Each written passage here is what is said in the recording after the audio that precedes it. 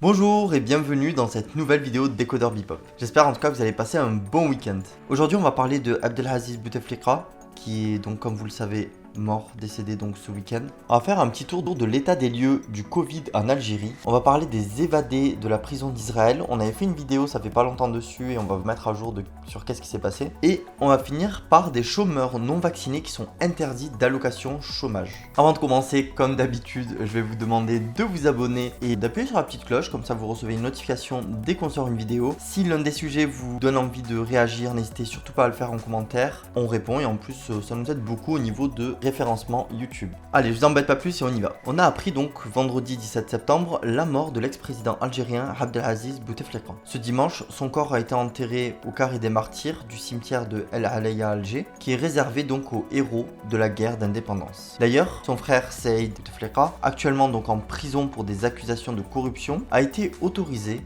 à assister aux funérailles. Au lendemain du décès de l'ancien président, Tebboune a décidé de mettre le drapeau national en berne pour une durée de 3 jours de suite. Donc voilà, c'est un petit hommage en l'honneur du président Bouteflika, qui n'a pas eu une fin de vie très facile. On sait tous qu'il était dans un état très compliqué, était forcé presque à gouverner pendant quelques années.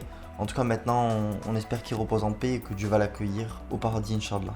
On passe directement au sujet suivant, on va parler du Covid. Le ministre de l'industrie pharmaceutique, Abdelrahman Lotfi Jamel Ben Mohamed, a fait savoir que la production du vaccin chinois Coronavac devrait débuter donc le 29 septembre prochain. L'ambition est de produire au moins 1 million de doses au mois d'octobre et 2 millions au mois de novembre. 3 millions pour décembre et plus de 5 millions donc de doses à partir du mois de janvier. Ainsi, les projections du département de Ben Ahmed visent une production qui s'élève à 65 millions de doses par an. Parallèlement à toutes les avancées de la campagne vaccinale, les chiffres de contamination au Covid continuent de baisser. Les derniers révélés par le ministère de la Santé recensent 200 contaminations environ pour 11 nouvelles victimes en 24 heures. Grâce à cette baisse et la hausse du nombre de vaccinés, jeudi dernier, le ministre de la Jeunesse et des Sports a autorisé le retour du public dans les stades, à condition bien sûr de présenter un pass sanitaire. Par contre, même si les stades accueillent du public, les rencontres de la Ligue des Champions de la CAF et les rencontres pour les éliminatoires de la Coupe du Monde ne pourront pas par contre eux accueillir de spectateurs. Ces compétitions internationales, même si elles sont prévues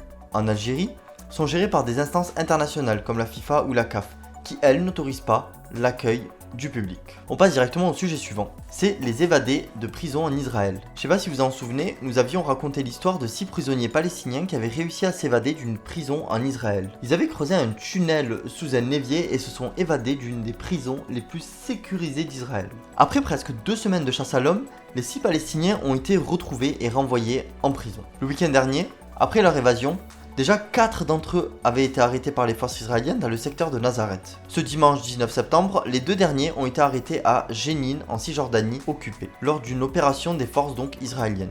Ayham Kamamji et Mundel Enfait, je suis pas sûr des prononciations, donc qui sont les 2 capturés, sont actuellement interrogés par les autorités israéliennes. D'après les témoignages, les prisonniers palestiniens avaient commencé à creuser leur tunnel en décembre 2020. Ils avaient utilisé des cuillères et des assiettes et même le manche d'une bouilloire pour réussir à le creuser. Aujourd'hui, sur les réseaux sociaux, la cuillère s'est imposée comme le nouveau symbole de la libération pour les Palestiniens. Beaucoup se prennent en photo avec une cuillère à la main devant les drapeaux palestiniens. Des cuillères sont brandies dans toutes les manifestations qui soutiennent les prisonniers incarcérés en Israël. Ce phénomène s'est même répandu à l'extérieur du territoire. Au Koweït par exemple, l'artiste Maïtem Abdel a sculpté un poing qui se ferme par une cuillère. Il a intitulé cette œuvre Cuillère de la liberté.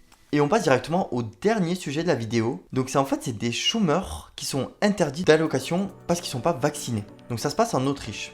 On savait que certaines entreprises autrichiennes et européennes, surtout celles qui travaillent dans le secteur sanitaire et social, avaient opté pour l'obligation vaccinale des salariés. Mais dorénavant, d'autres secteurs, comme celui du commerce ou de l'industrie, imposent aussi la vaccination contre le Covid comme condition à l'embauche. Par conséquent, certains chômeurs qui restent sceptiques à l'idée de se faire vacciner refusent des offres d'emploi qui imposaient la vaccination. Le ministre du Travail autrichien, donc, Martin Kocher, a donc décidé de bloquer les allocations chômage pour les demandeurs d'emploi qui ne postulent pas un emploi lorsqu'une vaccination est demandée, qui n'acceptent pas un travail qui leur est proposé pour l'unique raison du vaccin.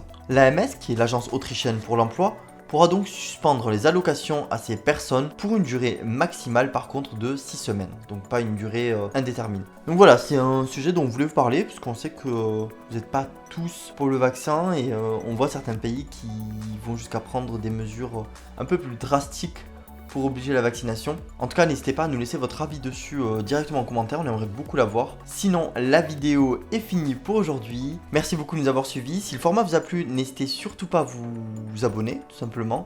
Et à commenter pour nous le dire, ou même si vous avez des suggestions, n'hésitez surtout pas. Quant à moi, je vous dis tout simplement à demain. Ciao!